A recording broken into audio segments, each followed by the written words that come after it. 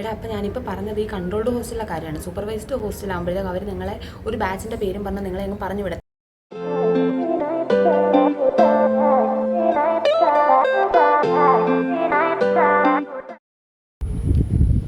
Hello guys, അപ്പോൾ എല്ലാവരും എന്ത് പറയുന്നു? സുഖമായിട്ടിരിക്കുന്നു. ഞാനിവിടെ സുഖമായിട്ടിരിക്കുകയാണ്. അപ്പം ഞാൻ ഓൾറെഡി ഇന്നൊരു വീഡിയോ എടുത്തിട്ടിരിക്കുകയാണ്, എന്നാലും പറയാം.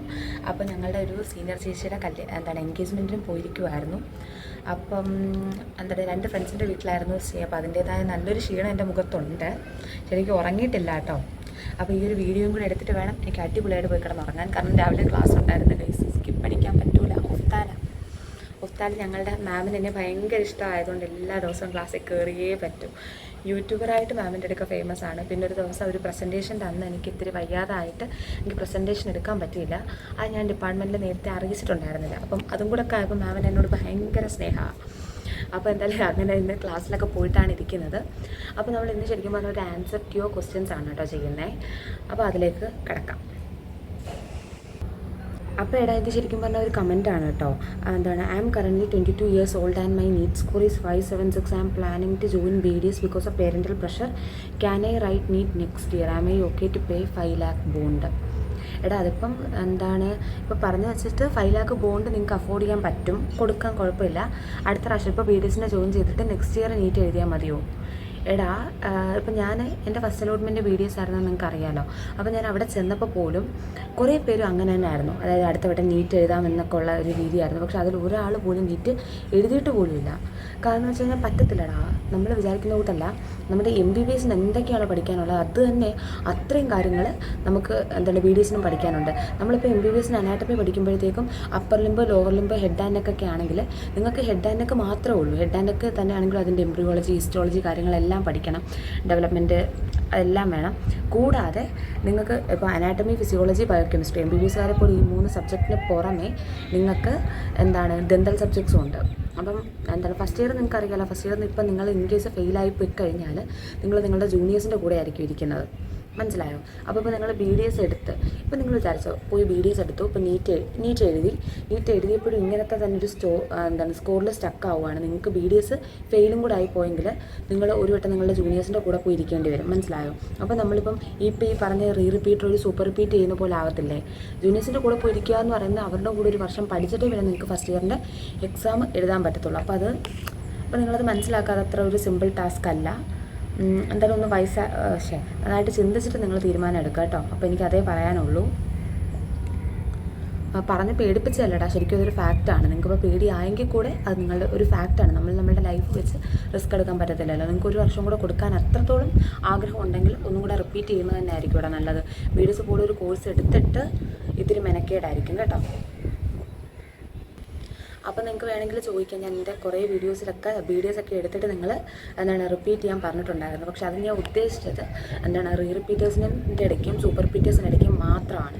കാരണം എന്ന് വെച്ച് കഴിഞ്ഞാലുണ്ടല്ലോടാ, അവർക്ക് ഇപ്പം ഞാൻ പറയട്ടെ, ഒരു റിപ്പീറ്റ് ചെയ്തു സൂപ്പർ റിപ്പീറ്റ് ചെയ്തിട്ട് കൂടി നമുക്ക് കിട്ടാത്ത സാഹചര്യത്തിൽ അതിനകത്ത് നമുക്ക് എന്തോ ഒരു എലമെൻ്റ് ഉണ്ട്. നമ്മളിങ്ങനെ തിരിച്ചു വലിക്കുന്നത് നമുക്കത് കിട്ടാനാക്കുന്ന എന്തോ ഒരു എലമെൻ്റ് ഉണ്ട്. പക്ഷേ നമുക്ക് ഈ ആഗ്രഹം വലുതായിട്ട് നിൽക്കുന്നതുകൊണ്ട് നമുക്കതൊന്ന് അക്സെപ്റ്റ് ചെയ്ത് നമുക്കൊന്ന് പിന്മാറാൻ പോലും പറ്റുന്നില്ല.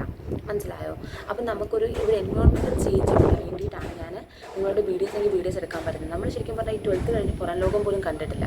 അപ്പം നമ്മൾ ഈ നീറ്റ് എന്ന് പറഞ്ഞ് നടക്കുന്നത് കൊണ്ടും കൂടെ ആയിരിക്കും നമുക്ക് അതിങ്ങനെ ഒന്ന് മാറ്റി ചിന്തിക്കാൻ പറ്റാത്തത്. അപ്പോൾ അങ്ങനെയുള്ളവരോടാണ് ഞാൻ ഇപ്പോൾ BDS പോലൊരു കോഴ്സ് സജസ്റ്റ് ചെയ്തത്. ശരിക്കും പറഞ്ഞാൽ അത് ഇപ്പോൾ എനിക്കും അതിനകത്തൊരു 70% ചാൻസ് നിങ്ങൾക്ക് കിട്ടത്തില്ലടാ. ഒന്നും കൂടെ നീറ്റ് എഴുതിയാൽ കിട്ടാതിരിക്കാൻ തന്നെയാണ് ചാൻസ്. പക്ഷേ എന്നാലും ഞാനത് സജസ്റ്റ് ചെയ്തത് നിങ്ങൾ ഇത്തിരി മെൻ്റലി ഓക്കെ ആവാൻ വേണ്ടിയിട്ടാണ്. ഇപ്പം ഞാൻ പറയട്ടെ, എല്ലാം നമ്മൾ ആഗ്രഹിക്കുന്ന പോലെ നടക്കുമോ? ഇപ്പോൾ ചില കാര്യങ്ങൾ നമ്മൾ ആഗ്രഹിച്ചാലും നടക്കില്ല. അപ്പം നമ്മളത് മൂവ് ഓൺ ചെയ്തിട്ട് അതിനെക്കാട്ടിലും ചിലപ്പം വലുത് നമ്മളെ കൊണ്ട് പറ്റും. ഇപ്പം ഈ നീറ്റിനെ പോലെ എല്ലാ കോഴ്സിനകത്തും ഫിസിക്സും കെമിസ്ട്രിയും ബയോയും മാത്രമല്ലല്ലോ. നമുക്ക് ചിലപ്പോൾ ഫിസിക്സിനകത്ത് ടാലൻറ്റ് കാണത്തില്ല, ചിലപ്പോൾ കെമിസ്ട്രിക്കകത്ത് ടാലൻറ്റ് കാണത്തില്ല. അപ്പോൾ നമ്മൾ അതിനകത്ത് തന്നെ സ്റ്റക്കായിട്ടിരിക്കുന്നതുകൊണ്ട് എന്നെക്കൊണ്ട് ഇത് പറ്റിയില്ല, എന്നാൽ പിന്നെ എന്നെക്കൊണ്ട് വേറെയൊക്കെ എങ്ങനെയാണ് പറ്റുന്നത്, അങ്ങനൊന്നും ചിന്തിക്കണ്ട കേട്ടോ. അപ്പം അതങ്ങനെയാണ്. ഇനി അതിൽ തന്നെ ഒത്തിരി comments don't go for BDS എന്നൊക്കെ പറഞ്ഞ് വന്നിട്ടുണ്ടായിരുന്നു. അടുത്തൊരു കമൻറ്റ് ശരിക്കും പറഞ്ഞാൽ എനിക്ക് ഇത്തിരി ദേഷ്യം തോന്നിയ comment. Don't go for BDS എടുത്തവർ തന്നെ ജോലി ഇല്ലാണ്ടിരിക്കുക. ഫോറൻസിക് ഒക്കെ ഉണ്ടല്ലോ, അതൊക്കെ നോക്കൂ. എല്ലാവരും BDS ആയി എന്നും പറഞ്ഞാൽ അതെടുക്കല്ലേ. ഫോറൻസിക് ഒക്കെ നല്ല സ്കോപ്പാണ്.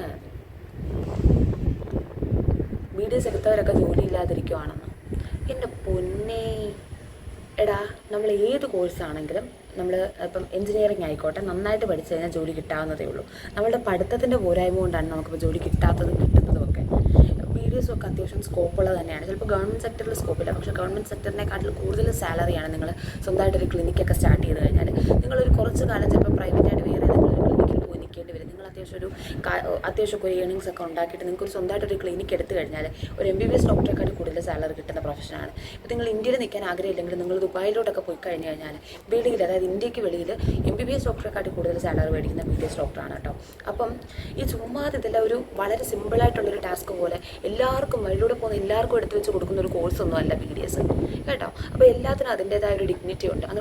അങ്ങനെ മോശമൊന്നുമല്ല കേട്ടോ. അപ്പോൾ ഈ പറയുന്ന ആൾ BDS എടുത്തിട്ടാണോ ഇരിക്കുന്നതെന്ന് എനിക്കറിയാനുണ്ട്. അതായത് ചിലപ്പോൾ 5 വർഷം BDS പഠിച്ചിട്ട് ആൾക്ക് ജോലി ഇല്ലാതിരിക്കുന്നതുകൊണ്ടായിരിക്കും. വെറുതെ ഇങ്ങനെ നിങ്ങൾക്ക് തോന്നുന്നത് പറയാൻ പറ്റൂല കേട്ടോ. ഇവരുടെയൊക്കെ ഈ ശരിക്കും പറഞ്ഞാൽ ഈ നാട്ടുകാർ മനസ്സിലാവുന്നില്ല. അവരൊക്കെ വിചാരം ഇതൊക്കെ എന്തോ സിമ്പിൾ ടാസ്ക്കാണ്, അങ്ങോട്ട് ചെന്നാൽ ഇങ്ങോട്ട് കിട്ടുന്ന കാര്യം പോലെയാണ്. നിങ്ങൾ MBBSന് ഒരു ജസ്റ്റ് 1-2 മാർക്ക് അല്ലെങ്കിൽ ഒരു 10-20 മാർക്കിന് താഴെ പോകുന്ന ഒരു കോഴ്സാണ് BDS. മനസ്സിലായോ? അല്ലാതെ ചുമ്മാതെ പോകുന്നവർക്കും വരുന്നവർക്കൊക്കെ കിട്ടുന്നതല്ല. അത്ര സ്കോപ്പില്ലാത്ത ഒരു ഇതായിരുന്നെങ്കിൽ പിന്നെ എന്തിന് ഇത്രയും കോമ്പറ്റീഷനും കാര്യങ്ങളൊക്കെ എന്ന് ചാരും ഇപ്പോൾ BDS എടുക്കാതിരിക്കുവാണോ? അപ്പോൾ അത് പോട്ടെ. അപ്പോൾ അടുത്ത ഇതെന്ന് വെച്ചാൽ നമ്മൾ ജൂണിൽ തുടങ്ങുന്ന ബാച്ചിൽ ജോയിൻ ചെയ്താൽ പോർഷൻ നവംബർ ആകുമ്പോഴേക്ക് കഴിയുമോ അതോ ജനുവരിയൊക്കെ ആവുമോ? എടാ, നമ്മുടെ ഭൂരിഭാഗം പോർഷൻസും ഡിസംബറൊക്കെ ആകുമ്പോഴത്തേക്ക് തീരും. ജനുവരി മുതൽ നിങ്ങൾക്ക് എന്തായാലും മോഡൽ സ്റ്റാർട്ട് ചെയ്യും കേട്ടോ. മോഡൽ എന്ന് പറയുമ്പോഴത്തേക്ക് നിങ്ങൾക്ക് ആദ്യം ഇപ്പോൾ ഫിസിക്സിൽ 8 ചാപ്റ്റർ, കെമിസ്ട്രിയിൽ 8 ചാപ്റ്റർ, ബയോയിൽ 8 ചാപ്റ്റർ, അങ്ങനെ ആയിരിക്കും എക്സാംസ് സ്റ്റാർട്ട് ചെയ്യുന്നത്. അങ്ങനെ ഒരു മാസം ചിലപ്പോൾ അത് തന്നെ ആയിരിക്കും. എന്ന് വെച്ചാൽ ആ 8 ചാപ്റ്റർ തന്നെ ആയിരിക്കത്തില്ല, ഓരോ അങ്ങനെ ഇപ്പോൾ ഫിസിക്സിൽ ഇപ്പോൾ നിങ്ങൾക്ക് 32 ചാപ്റ്റർ ഉണ്ടെങ്കിൽ അത് ഓരോ 8 ചാപ്റ്ററായിട്ട് ഡിവൈഡ് ചെയ്ത് ഒരു മാസം അല്ലെങ്കിൽ ഒരു 10-20 ദിവസത്തോളം നിങ്ങൾക്ക് എക്സാം ആയിരിക്കും. അത് കഴിഞ്ഞിട്ട് ഈ ഫിസിക്സിൻ്റെ ഈ 8, അതായത് ആദ്യത്തെ ഒരു മോഡൽ കാണുമല്ലോ, ഫിസിക്സിൽ 8, കെമിസ്ട്രിയിൽ 8, ബയോയിൽ 8.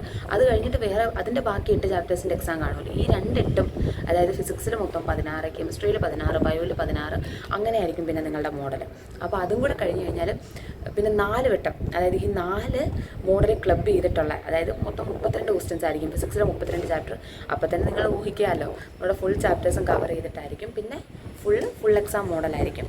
അപ്പോൾ എന്തായാലും ജനുവരി മുതൽ നിങ്ങൾക്ക് എന്തായാലും മോഡലൊക്കെ സ്റ്റാർട്ട് ചെയ്യും കേട്ടോ. അപ്പോൾ അതങ്ങനെ. ചേച്ചി നീറ്റ് പ്രിപ്പറേഷനിൽ എങ്ങനെയായിരുന്നു ഫിസിക്സൊക്കെ പ്രാക്ടീസ് ചെയ്തിരുന്നത്? സ്പൈറൽ ബുക്കായിരുന്നു. എടാ, നിങ്ങൾ ശരിക്കും പറഞ്ഞാൽ ഒരു ബുക്ക് വർക്കൗട്ട് ചെയ്യാൻ വേണ്ടിയിട്ട് ഒരു ബുക്കൊന്നും കൊണ്ടുപോകണ്ട. കാരണം നമ്മൾ ഇപ്പം നീറ്റിനാവട്ടെ നമുക്ക് ആകെ ഒരു ഷീറ്റ് പേപ്പറേ കിട്ടത്തുള്ളൂ. അതിനകത്ത് വേണം നമ്മൾ ചെയ്ത് പഠിക്കാൻ വേണ്ടിയിട്ട്, ചെയ്യാൻ വേണ്ടിയിട്ട്. ഈ 200 ക്വസ്റ്റ്യൻസ് നമ്മൾ അതിനകത്ത് വേണം സോൾവ് ചെയ്ത് നോക്കാൻ, കാൽക്കുലേഷനൊക്കെ. അപ്പോൾ നിങ്ങൾ ഈ സ്പൈറൽ ബുക്കും കാര്യങ്ങളൊക്കെ എടുക്കുന്നതെന്ന് വെച്ച് കഴിഞ്ഞാൽ നിങ്ങളിപ്പോൾ ഒരു ക്വസ്റ്റ്യൻ എഴുതി അതിൻ്റെ ആൻസർ എഴുതി അങ്ങനെ ഒന്നുമല്ല നമ്മൾ സോൾവ് ചെയ്ത് പഠിക്കുന്നത്. നമ്മൾ ജസ്റ്റ് ഇപ്പം മെറ്റീരിയൽ ക്വസ്റ്റ്യൻ നോക്കുക, അത് നമ്മളെ കൊണ്ട് ചെയ്യാൻ പറ്റുന്ന രീതിയിൽ ചെയ്യുക, ചിലപ്പോൾ തെറ്റിക്കാൻ പറ്റുക, അങ്ങനെ. അല്ലാതെ നിങ്ങളിപ്പോൾ ഒരു ക്വസ്റ്റ്യൻ മൊത്തം ഇപ്പം ഒരു ക്വസ്റ്റ്യൻ നിങ്ങൾ മെറ്റീരിയലിൽ കണ്ട ആ ക്വസ്റ്റ്യൻ നിങ്ങൾ ആദ്യം എഴുതി അതിൻ്റെ താഴെ നിങ്ങൾ നമ്മുടെ മാത്സ് ഒക്കെ നമ്മൾ സ്കൂളിൽ എഴുതുന്ന പോലെ അങ്ങനെയൊന്നും ആയിരിക്കില്ല. അപ്പോൾ നിങ്ങൾ നോട്ടീസ് പേപ്പർ മേടിച്ചാൽ മതി കേട്ടോ. സ്പൈറൽ ബുക്കൊന്നും വേണ്ട. സ്പൈറൽ ബുക്ക് വേണമെങ്കിൽ നിങ്ങൾ മേടിച്ചു ഇക്വേഷൻസ് ഒക്കെ എഴുതി സൂക്ഷിക്കാൻ വേണ്ടിയിട്ട്. അല്ലാതെ പ്രാക്ടീസ് ചെയ്യാൻ വേണ്ടിയിട്ട് സ്പൈറൽ ബുക്കോ ക്ലാസ്മേറ്റിൻ്റെ ബുക്കോ അങ്ങനെയൊന്നും വേണ്ടടാ. അത്യാവശ്യം നമുക്ക് ഒത്തിരി കണ്ടൻറ്റുള്ള ഒരു ഇതായിരിക്കണം. നോട്ടീസ് പേപ്പറോ അങ്ങനെ വല്ലതും മേടിക്കുന്നതായിരിക്കും സൗകര്യം. അതാകുമ്പോൾ നമുക്കിങ്ങനെ ഒത്തിരി പേപ്പർ കാണും, ഒത്തിരി കണ്ടൻറ്റ് കാണും. നമുക്ക് പരമാവധി ക്വസ്റ്റ്യൻ സോൾവ് ചെയ്യുന്നതിനകത്താണല്ലോ നമ്മുടെ ആ ഒരു ഇതിരിക്കുന്നത്. അപ്പോൾ അതങ്ങനെ. പിന്നെ വേറെ എന്താടാ, ടാബിൽ അലാറം വെക്കുന്നതാണോ നല്ലത്? ക്ലോക്ക് വെച്ചാൽ എല്ലാവർക്കും ഡിസ്റ്റർബ്ഡ് ആവില്ലേ? എടാ, ഡിസ്റ്റർബൻസ് എന്തായാലും വരും. പക്ഷെ ഇപ്പം അങ്ങനെ ആവില്ല എന്ന് വിചാരിച്ച് നിങ്ങൾ ക്ലോക്ക് മേടിച്ചില്ലെങ്കിൽ നിങ്ങൾക്ക് മാത്രമേ ക്ലോക്ക് കാണാത്തതായിട്ടുള്ളൂ. ഭൂരിഭാഗം പേർക്കും ക്ലോക്ക് കാണും. മാത്രമല്ല നമ്മളിപ്പോൾ വീട്ടിൽ നിൽക്കുന്ന പോലെ അല്ലടാ. അപ്പോൾ നമ്മൾ വീട്ടിലാണെങ്കിൽ നല്ല രീതിയിൽ ഫുഡ് കഴിച്ച് നല്ല രീതിയിൽ ഉറങ്ങി മൈൻഡൊക്കെ നല്ല റിലാക്സ്ഡ് ആയിട്ടിരിക്കും. അപ്പോൾ നമുക്കെന്ന് വെച്ച് കഴിഞ്ഞാൽ ചെറിയൊരു സൗണ്ട് കേട്ടാൽ പോലും നിങ്ങൾ എഴുന്നേക്കും. അവിടെ നിന്ന് പറയുമ്പോഴത്തേക്ക് നമ്മൾ ഇത്രയും നേരം കറക്റ്റ് 6 മണിക്കൂറായിരിക്കും നമ്മൾ ഉറങ്ങുന്നത്. അപ്പം നല്ല രീതിയിൽ പഠിച്ചിട്ടൊക്കെയാണ് വട്ടായിട്ടൊക്കെയാണ് കിടന്ന് ഉറങ്ങുന്നതെങ്കിൽ നമ്മൾ ചെറിയ സൗണ്ടൊന്നും കേട്ടാൽ എഴുന്നേക്കില്ല, നല്ല ക്ഷീണമായിരിക്കും. അപ്പോൾ ഒരു അലാം ക്ലോക്ക് തന്നെ ആയിരിക്കും ബെറ്റർ. അത്രയെങ്കിലും ഒരു സൗണ്ട് കേട്ടാലേ നമ്മൾ എഴുന്നേക്കത്തുള്ളൂ. അപ്പം അങ്ങനെ. ചേച്ചി, ബ്രില്യൻറ്റിൽ അവധിയൊക്കെ ആയാൽ നമുക്ക് വീട്ടിൽ വരാൻ പറ്റുമോ? എടാ, അങ്ങനത്തെ കാര്യങ്ങളൊന്നും റെസ്ട്രിക്ഷൻസ് ഇല്ല. നിങ്ങൾക്ക് എപ്പോൾ വേണമെങ്കിൽ വീട്ടിൽ പോകാം. ഇപ്പോൾ അഥവാ നിങ്ങൾക്ക് സുഖമില്ലെങ്കിൽ ക്ലാസ്സുള്ള ദിവസം വേണമെങ്കിൽ നിങ്ങൾക്ക് വീട്ടിൽ പോകാം. പക്ഷേ നമ്മൾ പോയ ഒരു ലക്ഷ്യത്തിൻ്റെ പുറത്താണ് നമ്മൾ അതൊക്കെ വേണ്ടാന്ന് വെച്ചിട്ട് അവിടെ നിൽക്കുന്നത്. അപ്പം നിങ്ങളുടെ ഇഷ്ടമാണ് വീട്ടിൽ പോവുക വേണ്ടേ എന്നുള്ളതൊക്കെ. ഓണത്തിനൊക്കെ നിങ്ങൾക്ക് 2-4 ദിവസമൊക്കെ അവധി കാണും. അല്ല, ഓണത്തിന് എനിക്ക് തോന്നുന്നു അത് ഞാൻ അന്വേഷിച്ചിട്ട് പറയാം കേട്ടോ എത്ര ദിവസം ലീവ് ഉണ്ടെന്ന്. അത്യാവശ്യം കുറച്ച് ദിവസമൊക്കെ ലീവ് കാണും. പക്ഷേ ഓരോ അവധി കഴിയുമ്പോഴും നിങ്ങൾക്ക് ഒരു മോഡൽ എക്സാം കാണും കേട്ടോ. നമ്മളിപ്പം മൺഡേ നടക്കുന്ന വീക്ക്ലി എക്സാമിന് എന്ന് പറയുമ്പോഴത്തേക്ക് ഫിസിക്സ് ഒരു ചാപ്റ്റർ, കെമിസ്ട്രി ഒരു ചാപ്റ്റർ, ബയോ ഒരു ചാപ്റ്റർ, അങ്ങനെ ആയിരിക്കുമല്ലോ. ആ കുറേ ചാപ്റ്റേഴ്സ് ക്ലബ് ചെയ്തിട്ട് നിങ്ങൾക്ക് ഓരോ ഓണം, ക്രിസ്മസ്, പൂജ ഇങ്ങനെയൊക്കെ ഉള്ള ഹോളിഡേയ്സ് കഴിയുമ്പം നമുക്ക് എക്സാം ഉണ്ട്. സാധാരണ നമ്മൾ പൂജയ്ക്കല്ലേ ഒന്നും പഠിക്കാത്തത്. സാധാരണ സ്കൂളൊക്കെ പഠിക്കുമ്പോൾ അങ്ങനെ വലുതായിട്ടൊന്നും പഠിക്കത്തില്ല. പിന്നെയും ഒട്ടും പഠിക്കാതിരിക്കുന്ന പൂജയ്ക്കാണ്. ശരിക്കും നമ്മൾ ബ്രില്യൻറ്റിലോ അല്ലെങ്കിൽ ഏതെങ്കിലും ഒരു കോച്ചിങ് ഇൻസ്റ്റിറ്റ്യൂട്ടിലോ ഒക്കെ പോയി കഴിഞ്ഞാൽ നിങ്ങൾ ഏറ്റവും കൂടുതൽ പഠിക്കുന്ന പൂജയ്ക്കായിരിക്കും. കാരണം പൂജ കഴിയുമ്പോൾ നിങ്ങൾക്ക് മോഡൽ എക്സാം ഉണ്ടടാ. അപ്പം അതങ്ങനെ. പിന്നെ ചേച്ചി tips for partial droppers separate video ആയിട്ട് ചെയ്തിട്ടുണ്ട്. ഷെഡ്യൂളും കാര്യങ്ങളൊക്കെ നമ്മൾ അടുത്ത വീഡിയോയിൽ ചെയ്യുന്നതായിരിക്കും കേട്ടോ. ഭൂരിഭാഗം കാര്യങ്ങളും ഞാൻ അതിനകത്ത് കവർ ചെയ്തിട്ടുണ്ട് കേട്ടോ. ചേച്ചി ചില ഹോസ്റ്റലിൽ 3 പേരും കാണും, ചിലരിൽ 2 കാണും. അതിപ്പോൾ നമ്മൾ എങ്ങനെയാണ് അറിയാം? അതിപ്പോൾ നമ്മൾ നിങ്ങൾക്ക് നിങ്ങളുടെ മാർക്ക് വെച്ചിട്ട് നിങ്ങൾക്ക് അലോട്ട് ചെയ്യുന്ന ഹോസ്റ്റലിൽ ഇപ്പം നിങ്ങൾ അഡ്മിഷൻ എടുക്കാൻ നേരം നിങ്ങളോട് പറയും. ഇപ്പോൾ 100% മാർക്കുള്ള ഒരാൾക്ക് എമറാൾഡ് മുതൽ താഴോട്ടുള്ള എല്ലാ ഹോസ്റ്റലും നിങ്ങളുടെ ലിസ്റ്റിൽ വരും. അപ്പോൾ നിങ്ങളുടെ പെർസെൻറ്റേജ് ഒരു 96 ആണെങ്കിൽ നിങ്ങൾക്ക് 96% മുതൽ കിട്ടാവുന്ന ഹോസ്റ്റൽ മൊത്തം അങ്ങനെ ഒരു ലിസ്റ്റ് കാണും. അപ്പോൾ അവർ പറയും ഇപ്പം നിങ്ങൾക്ക് വന്നേക്കുന്ന ആദ്യത്തെ ലിസ്റ്റ് ഇതാണ്. ഈ ഹോസ്റ്റലിൽ നിങ്ങൾക്ക് 3 പേരുള്ള റൂമുണ്ട്, 2 പേരുള്ള റൂമുണ്ട്. മറ്റേ ഹോസ്റ്റലിൽ എല്ലാ റൂമിലും 2 പേരേ ഉള്ളൂ. അപ്പം നമ്മളാണ് ചൂസ് ചെയ്യുന്നത് ഇതിൽ നിങ്ങളുടെ സൗകര്യം പോലെ. അപ്പോൾ ഏത് ഹോസ്റ്റലാണെങ്കിലും കൺട്രോൾഡൊക്കെ ആണെങ്കിൽ ഏകദേശം എല്ലാം ഒരുപോലെയൊക്കെ തന്നെ ആയിരിക്കും. അപ്പോൾ നമ്മളുടെ പഠിക്കാനുള്ളൊരു സൗകര്യം നോക്കി ചൂസ് ചെയ്യുന്നതായിരിക്കും നല്ലത്. ചേച്ചി your videos are very useful. Thank you so much. Thank you. പിന്നെ വേറെ ചേച്ചി ബ്രില്യൻറ്റ് സ്റ്റഡി മെറ്റീരിയലിനെ പറ്റി ഒരു വീഡിയോ ചെയ്യാമോ? ഓൾറെഡി ഒരു വീഡിയോ ചെയ്തിട്ടുണ്ടടാ, ഒന്ന് നോക്കി നോക്കാം കേട്ടോ. ഇത് തന്നെ പിന്നെയും പറഞ്ഞാൽ ഇതും വീണ്ടും വളരെ ലെങ്തി ആയി പോടാ. പിന്നെടാ കുറേ പിള്ളേർ അവരുടെ എക്സ്പീരിയൻസിൽ ഡോപ്പ ഭയങ്കര നല്ല ബെറ്റർ ആയിട്ടുള്ള ഇൻസ്റ്റിറ്റ്യൂട്ടാണെന്ന് പറയുന്നുണ്ട് കേട്ടോ. അപ്പോൾ അതിനെപ്പറ്റി ഞാൻ അന്വേഷിക്കുന്നുണ്ട്. ഡോപ്പ നല്ല ഇൻസ്റ്റിറ്റ്യൂട്ടാണെന്ന്. അപ്പോൾ നിങ്ങളൊന്ന് അന്വേഷിക്കുക. ഇപ്പോൾ നമ്മൾ ശരിക്കും പറഞ്ഞാൽ ഈ ആകെ കേൾക്കുന്ന ബ്രില്യൻറ്റ് സൈലം അങ്ങനെ മാത്രമാണല്ലോ. ശരിക്കും ഫേമസ് അല്ലാത്ത കുറേ ഇൻസ്റ്റിറ്റ്യൂട്ട്സും ഉണ്ട് അവിടെ വരുന്ന.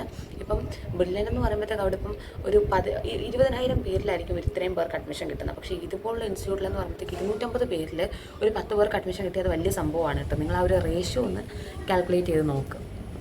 അപ്പം അങ്ങനെ ഞാൻ പറ്റുവാണെങ്കിൽ അന്വേഷിച്ചിട്ട് ഇവിടെ, പക്ഷേ ഞാൻ ഹോസ്റ്റലൊക്കെ അന്വേഷിച്ചിട്ടാണ്. നമ്മുടെ ഇവിടെ ഡോപ്പയൊന്നും ആരും ഇല്ല കേട്ടോ.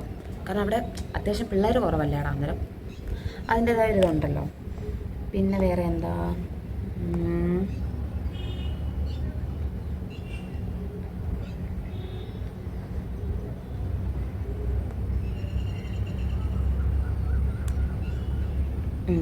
പിന്നെ കുറേ പേര് ജിജി പ്ലീസ് സ്റ്റോപ്പ് മേക്കിംഗ് വീഡിയോസ് എന്നൊക്കെ പറയുന്നുണ്ട്.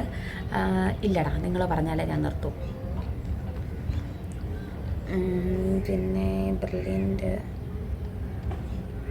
ബ്രില്യൻ്റ് കാലിക്കട്ട് എങ്ങനെയാണെന്ന് ചോദിച്ചിട്ടുണ്ടെടാ. എനിക്ക് കാലിക്കട്ടിനെ പറ്റി അറിയത്തില്ല. അപ്പോൾ അറിയാവുന്നവരൊന്ന് കമൻറ്റ് ചെയ്താൽ കുട്ടീനെ ഒന്ന് സഹായിക്കുക കേട്ടോ.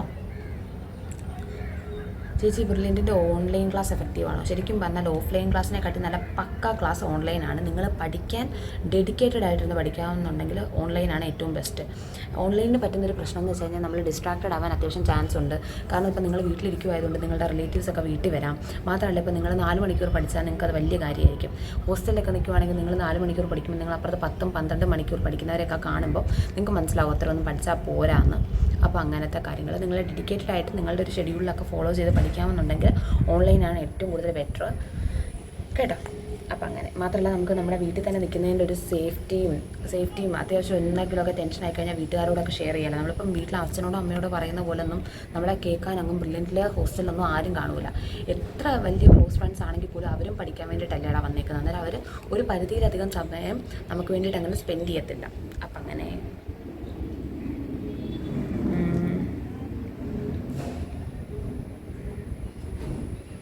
ചേച്ചി ബ്രില്യൻറ്റിൻ്റെ മെറ്റീരിയൽസ് റിപ്പീറ്റ് ചെയ്ത് പഠിക്കണോ അതോ പ്രീവിയസ് ഇയർ ക്വസ്റ്റ്യൻസ് മാത്രം ചെയ്താൽ മതിയോ? ബ്രില്യൻറ്റിൻ്റെ മെറ്റീരിയൽസ് നിങ്ങൾ അത്യാവശ്യം സോൾവ് ചെയ്യണം. അതായത് ഇപ്പം നിങ്ങൾ 12th കഴിഞ്ഞ് കഴിഞ്ഞാൽ നിങ്ങൾക്ക് പ്രത്യേകിച്ച് ഒരു ഐഡിയ കാണത്തില്ല. നമ്മുടെയൊക്കെ അഥവാ ഈ യൂണിവേഴ്സിറ്റി എക്സാംസിനൊക്കെ ആകെ കൂടിപ്പോയൊരു 4-5 പ്രോബ്ലം ചോദിക്കും. പക്ഷേ നീറ്റിൻ്റെ കേസിൽ അങ്ങനെയല്ലല്ലോ. 200ൽ ഒരു 180 അല്ലെങ്കിൽ ഒരു 185 നമുക്ക് സോൾവ് ചെയ്യുന്ന ക്വസ്റ്റ്യൻസ് ആയിരിക്കും. അപ്പം ആ ഒരു പാറ്റേൺ നിങ്ങൾക്ക് മനസ്സിലാവും. ഇന്ന ക്വസ്റ്റ്യൻസ് ഇന്ന പാറ്റേണിലാണ് വരുന്നതെന്ന് മനസ്സിലാക്കാൻ വേണ്ടിയിട്ടാണ് ബ്രില്യൻ്റ് ആ ഒരു മെറ്റീരിയൽസ് വരുന്നത്. ആ ഒരു മെറ്റീരിയൽസ് നിങ്ങൾ അത്യാവശ്യം ക്വസ്റ്റ്യൻസ് ചെയ്ത് കഴിഞ്ഞ് കഴിഞ്ഞാൽ എന്നാലും മാത്രമേ നിങ്ങൾക്ക് പ്രീവിയസ് ഇയർ ക്വസ്റ്റ്യൻസ് ഒക്കെ തന്നെ ചെയ്യാനുള്ളൊരു കോൺഫിഡൻസ് കിട്ടത്തുള്ളൂ കേട്ടോ. അപ്പം നിങ്ങളുടെ ഒരു ഇതുപോലെ ബ്രില്യൻ്റ് മെറ്റീരിയൽസ് പഠിക്കുന്നത് നല്ലതാണ്. അതിൻ്റെ കൂടെ പ്രീവിയസ് ഇയർ ക്വസ്റ്റ്യൻസും റിപ്പീറ്റഡ് ആയിട്ട് ചെയ്യണം കേട്ടോ.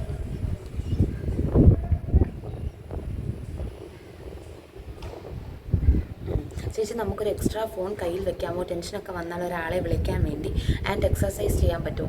എക്സസൈസ് ഒക്കെ ചെയ്യാൻ പറ്റും.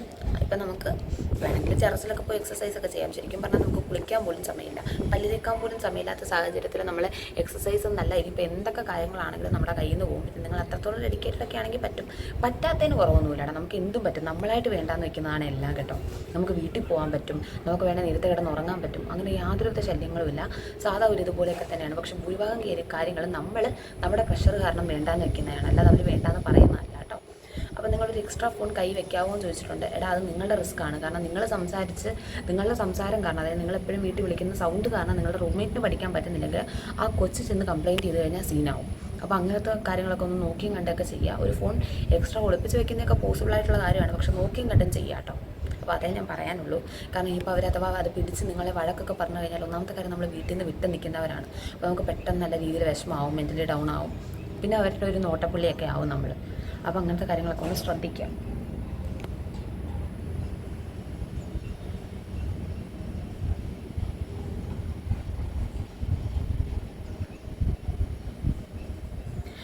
പിന്നെ കുറച്ച് പേര് ചോദിച്ചിട്ടുണ്ടായിരുന്നു, അതായത് ഇന്ന് മുതൽ നമ്മളിപ്പം ഇതുവരെയും നിങ്ങൾക്ക് അങ്ങനെ ഏത് ബാച്ചാണ് അങ്ങനത്തെ കാര്യങ്ങളിലൊന്നും ഒരു ഇതില്ലല്ലോ, ഏത് ഹോസ്റ്റലാണെന്ന് പോലും അറിയില്ല. നിങ്ങളവിടെ അഡ്മിഷൻ എടുക്കാൻ ചെല്ലുമ്പോൾ മാത്രമേ നമുക്ക് ഏതാ നമ്മുടെ ഹോസ്റ്റലെന്നൊക്കെ അറിയാൻ പറ്റത്തുള്ളൂ. അപ്പം ഇതെന്ന് വെച്ച് കഴിഞ്ഞാൽ നിങ്ങളിപ്പോൾ കൺട്രോൾഡ് ഹോസ്റ്റലാണ്. ഇപ്പോഴത്തെ സ്കീമിന് വല്ല വ്യത്യാസം ഉണ്ടോ എന്ന് അറിയത്തില്ല. ഞാനിപ്പം എനിക്ക് കിട്ടിയത് റെസിഡൻസ് കുറുമുണ്ട ആയിരുന്നു. അപ്പോൾ നമ്മൾ ആദ്യം ചെല്ലുമ്പോൾ തന്നെ ഞാൻ ആദ്യം ബ്രില്യൻറ്റിൽ ചെന്ന് അഡ്മിഷൻ എടുത്തു, ഫീസ് അടച്ചു. പിന്നെ എൻ്റെ മാർക്കിനനുസരിച്ച് എനിക്ക് ഫസ്റ്റ് വന്ന ഹോസ്റ്റൽ തന്നെ മാരിഗോൾഡൻ റെസിഡൻസ് കുറുമുണ്ട ആയിരുന്നു. പിന്നെ മാരിഗോൾഡിൽ എൻ്റെ അടുക്ക പറഞ്ഞു ഒരു റൂമിൽ 3 പേരുണ്ട്, 5 പേരുണ്ട്, അങ്ങനെ പല പല റൂമുണ്ടായിരുന്നു. അപ്പോൾ റെസിഡൻസ് കുറുമുണ്ടയിൽ ഒരു റൂമിൽ 2 പേരേ ഉള്ളെന്ന് പറഞ്ഞു. അപ്പോൾ അങ്ങനെയാണ് ഞാൻ റെസിഡൻസ് കുറുമുണ്ട എടുക്കുന്നത്. അപ്പോൾ അവിടെ റെസിഡൻസ് കുറുമുണ്ട എന്ന് പറയുമ്പോഴത്തേക്കാണ് ഒരു ഫ്ലാറ്റാണ്, ഓരോ റൂമും ഒരു ഫ്ലാറ്റാണ്. ആ ഫ്ലാറ്റിലെന്ന് പറയുമ്പോഴത്തേക്ക് ഒരു റൂമിൽ 2 പേര്, ഹാളിൽ 2 പേര്, അടുത്ത റൂമിൽ 2 പേര്, പിന്നെ ഒരു ബാത്റൂം പോലൊരു കുഞ്ഞ് സ്പേസ് ഉണ്ട്, അത് സിംഗിൾ റൂമാണ്, അവിടെ ഒരാൾ. നിങ്ങളുടെ വീട്ടിൽ അത്രയും വലിപ്പം, നിങ്ങളുടെ വീട്ടിലെ റൂമിൻ്റെ അത്രയും വലിപ്പമൊക്കെ ഉണ്ടെന്നൊന്നും പറഞ്ഞ് പോകരുത്. അതിൻ്റെ പകുതി അല്ലെങ്കിൽ 4-1 കാണത്തുള്ളൂ നിങ്ങളുടെ ഹോസ്റ്റലും കാര്യങ്ങളും ഒക്കെ. റെസിഡൻസ് കുറുമുണ്ടയിൽ നമുക്ക് അറ്റാച്ച്ഡ് ബാത്റൂമും കാര്യങ്ങളൊക്കെ ആയിരുന്നു. അപ്പം അങ്ങനെ പിന്നെ ബാച്ച് അലോട്ട് ചെയ്യുന്ന കാര്യം. ബാച്ച് അലോട്ട് ചെയ്യുന്നതെന്ന് വെച്ച് കഴിഞ്ഞാൽ ഇപ്പം ഞാൻ ഹോസ്റ്റലിൽ ചെന്നു. ഇപ്പം ഞാൻ പറഞ്ഞ പോലെ ബ്രില്യൻറ്റിൽ ചെന്ന് അഡ്മിഷൻ എടുത്തു, ഫീസ് അടച്ചു, എനിക്ക് ഹോസ്റ്റൽ അലോട്ട് ചെയ്ത് കിട്ടി. ഞാൻ ഹോസ്റ്റലിൽ ചെന്നു. ബെഡൊന്നും ഞാൻ മേടിച്ചുകൊണ്ട് പോയിട്ടില്ലായിരുന്നു. അവിടെ അടുത്തുള്ള കടയിൽ നിന്ന് ബെഡും കാര്യങ്ങളൊക്കെ മേടിച്ചു, സെറ്റായി. അങ്ങനെ ഹോസ്റ്റലിൽ ചെന്നു. ഹോസ്റ്റലിൽ അഡ്മിഷൻ എടുക്കാൻ വേണ്ടിയിട്ട് ചെന്നപ്പോൾ അവിടെ ലോട്ട് ഇട്ടിട്ട് എൻ്റെ അടുക്ക ഒരു ലോട്ട് ഒരെണ്ണം എടുക്കാൻ പറഞ്ഞു. അങ്ങനെ ഞാൻ നോക്കിയപ്പോൾ അതിനകത്തിൽ എന്തോ ഒരു റൂം നമ്പർ, ഇപ്പോൾ സപ്പോസ് 604 എന്ന് വെച്ചോ. അപ്പോൾ ഈ 604 ആണ് എൻ്റെ റൂം. ആ റൂമിൽ ചെന്നപ്പോഴാണ്, എന്നിട്ട് അവർ എൻ്റെ അടുക്ക പറഞ്ഞു ആദ്യം എൻ്റെ അടുക്ക ചോദിച്ചിട്ടുണ്ടായിരുന്നു നിങ്ങൾക്ക് എന്തെങ്കിലും പ്രയോറിറ്റീസ് ഉണ്ടോ, അതായത് ഡബിൾ റൂം വേണോ സിംഗിൾ റൂം വേണോ എന്നൊക്കെ.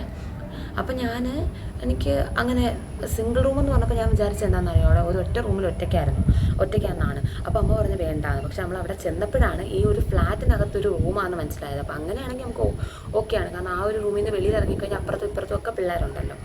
അപ്പോൾ ഞാനിങ്ങനെ പ്രയോറിറ്റീസ് ഒന്നും പറഞ്ഞില്ല, അങ്ങനെ ലോട്ടിട്ടെടുത്തു. 604 എന്ന് പറഞ്ഞ റൂം കിട്ടിയെന്ന് വെച്ചോ. ആ റൂമിൽ അവിടെ ചെന്നപ്പോഴാണ് എൻ്റെ റൂംമേറ്റിനെ കണ്ടത് കാര്യങ്ങളൊക്കെ. അപ്പോൾ അങ്ങനെ എന്നിട്ട് വീണ്ടും അത് കഴിഞ്ഞ് അന്നത്തെ ദിവസം നമ്മൾ അവിടെ സ്റ്റേ ആയിരുന്നു. അന്നത്തെ ദിവസം നമ്മളിപ്പോൾ ഹോസ്റ്റലിൽ ജോയിൻ ചെയ്യുന്ന ദിവസം ക്ലാസ് കാണില്ല, അതിൻ്റെ പിറ്റേത്തെ ദിവസം മുതലാണ് ക്ലാസ് സ്റ്റാർട്ട് ചെയ്യുന്നത്. അപ്പോൾ ഒരു രാത്രിയൊക്കെ ആയപ്പോൾ വീണ്ടും മാം ഒരു ലോട്ടും കൊണ്ട് വന്നു. അതിനകത്തുനിന്ന് ഒരു ലോട്ട് എടുത്തു. അപ്പം ഒരു ബാച്ച് കിട്ടി. എൻ്റെ ബാച്ച് ബാച്ചായിരുന്നു. ആ ലോട്ടിനകത്തിൽ എനിക്ക് E7 എന്നായിരുന്നു. അപ്പം എൻ്റെ റൂംമേറ്റും പോയി ഒരു ലോട്ട് എടുത്തു. അവളും ചിലപ്പോൾ E7 ആണെങ്കിൽ നമ്മൾ 2 പേരും ഒരു ബാച്ചിലായിരിക്കും. അവളെടുക്കുന്ന ലോട്ട് വേറെ ആണെങ്കിൽ വേറെ ബാച്ചായിരിക്കും. പക്ഷേ ആകെ ആ ഒരു ഹോസ്റ്റലിൽ 2 റൂംമേറ്റ്സും ഒരു ബാച്ചായിരുന്നത് ഞാനും ഷംലയും മാത്രമേ ഉള്ളൂ കേട്ടോ. എൻ്റെ റൂംമേറ്റും ഞാനും ഒരു ബാച്ച് തന്നെ ആയിരുന്നു, E7. ബാക്കി എല്ലാവരും വേറെ വേറെ ബാച്ചായിരുന്നു. അപ്പോൾ അങ്ങനെ ഒരു ബാച്ച് തന്നെ, റൂംമേറ്റ് ഒരു ബാച്ച് തന്നെ കിട്ടണം എന്നൊന്നും നിർബന്ധമില്ല. ഇതിപ്പോൾ ഞാൻ പറഞ്ഞ കൺട്രോൾഡ് ഹോസ്റ്റലിലെ കാര്യമാണ്. സൂപ്പർവൈസ്ഡ് ഹോസ്റ്റലാകുമ്പോഴത്തേക്കും അവർ നിങ്ങൾക്ക് ജസ്റ്റ് നിങ്ങളെ അങ്ങ് പറഞ്ഞു വിടത്തേ ഉള്ളൂ. ഇഷ്ടമുള്ള ക്ലാസ്സിൽ കയറിക്കോളാൻ പറയും. അപ്പോൾ നമ്മളങ്ങനെ ക്ലാസ്സിൽ ചെല്ലുമ്പം നമ്മുടെ ക്ലാസ് ടീച്ചർ ഉണ്ടാവുമല്ലോ, ആ ഒരു നോൺ ടീച്ചിങ് സ്റ്റാഫ്, അവരെ നമ്മൾ ആ ഒരു രജിസ്റ്ററിൽ നിങ്ങൾ കയറി ചെല്ലുന്ന ബാച്ചിലെ ലിസ്റ്റിൽ അങ്ങ് ഇൻക്ലൂഡ് ആക്കുവാണ്. അപ്പോൾ നിങ്ങളുടെ സൗകര്യം പോലെ നിങ്ങൾക്കിപ്പം നിങ്ങളുടെ ഫ്രണ്ട്സോ അല്ലെങ്കിൽ നിങ്ങളുടെ റൂംമേറ്റിനെയോ ഒക്കെ നിങ്ങളുടെ ബാച്ചിലാക്കണമെങ്കിൽ നിങ്ങൾ 2 പേരും കൂടെ ഒരു ബാച്ചിലോട്ട് അങ്ങ് കയറിയാൽ മതി. അങ്ങനെയാണ്. ഇപ്പോൾ ഇനി എന്തെങ്കിലും മാറ്റം ഉണ്ടോ എന്ന് എനിക്കറിയത്തില്ല. കാരണം ഞങ്ങളുടെ സമയത്തെന്ന് പറയുമ്പോഴത്തേക്കും സൂപ്പർവൈസ്ഡും കൺട്രോൾഡൊന്നും ആയിരുന്നില്ല. ബ്രില്യൻറ്റ് ഹോസ്റ്റലൊന്നും പ്രൈവറ്റ് ഹോസ്റ്റലൊന്നും ആയിരുന്നു. ഇപ്പോൾ എല്ലാം സൂപ്പർവൈസ്ഡ് ഹോസ്റ്റലും കൂടെ ബ്രില്യൻറ്റ് ഏറ്റെടുത്ത സ്ഥിതിക്ക് ഇനി എങ്ങനെയാണെന്ന് അറിയത്തില്ല. അപ്പം എല്ലാ സിസ്റ്റം ഒരുപോലെ ആണെങ്കിൽ നിങ്ങൾ ലോട്ടിട്ട് തന്നെ എടുക്കുമായിരിക്കും. അപ്പോൾ നമ്മുടെ ഇന്നത്തെ വീഡിയോ അത്ര ഉള്ളടാ.